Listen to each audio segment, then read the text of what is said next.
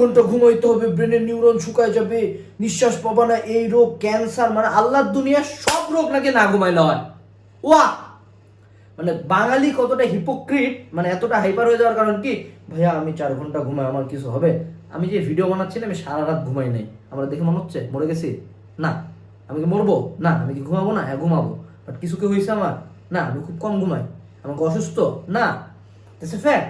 So আমরা যে ঘুম নিয়ে এত পরিমাণে পাগলামি করি না, যখনই কেউ একটা ঘুম কমানো নিয়ে কথা বলো, না এই ভাইয়া বসে 6 ঘন্টা ঘুমাইতে হবে, ওই ভাইয়া বসে না 8 ঘন্টা ঘুমাইতে হবে, আরেকজন আসে বসে 7 ঘন্টা না ঘুমালে নাকি তুমি বাঁচবাই না। ও একটা কথা শোনো, বাঙালি কেমন হিপোক্রিট জানো? এক ছেলে চায়ের দোকানে দুধ চা খাচ্ছে, হাতে একটা সিগারেট, সে বলতেছে আরে জানিস না রে, দুধ চা শরীরে খুব ক্ষতি করে রে। সিগারেট খাচ্ছে বে? লাইক জিনিসটা চিন্তা করো যে তুমি মিয়া সিগারেট খাচ্ছ, তোমার কাছে দুধ চা শরীরের ক্ষতি করে, এটা কি মানায় তোমার মুখে? তোমরা হলো সেই সব ছেলেপেলে রাত কা রাত জায়গায় পাবজি খেলো, রাত কা রাত তোমরা হলো জায়গায় মানুষের সাথে ফোনে কথা বলো, ফ্রেন্ডদের সাথে নাইট আউটে যাও।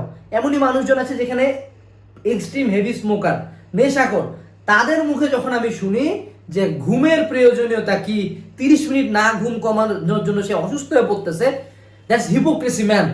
তার উপরে তোমাকে যখন ঘুম কমাইতে বলা হয়, তোমাকে এটা বলা হয় না যে সারা বছর তুমি 4 ঘন্টা করে ঘুমাও, এটা কোনোদিন বলা হয় না। তোমাকে বলা হয়েছে অ্যাডমিশন টাইম, যখন অ্যাডমিশন আগে আসবে, ঢাকা ভার্সিটির এক্সাম বা বুয়েটের এক্সাম বা মেডিকেলের এক্সাম আগে আসবে, তখন তুমি ঘুম কমাবা। তোমাকে তো বলা হয় না যে তুমি 4 ঘন্টা ঘুমাও। ঢাকা ভার্সিটি এক্সামের আগের 1 মাস 4 ঘন্টা ঘুমালে তুমি মরে যাবা না। ঢাকা ভার্সিটির আগের 7 দিন তুমি যদি কম ঘুমাও, তুমি তো মরে যাবা না। That's a fact. সো এইসব যত হার্ভার্ড মেডিকেলের ডাক্তারগুলো একটু দূরে, সাইডে, ঠিক আছে?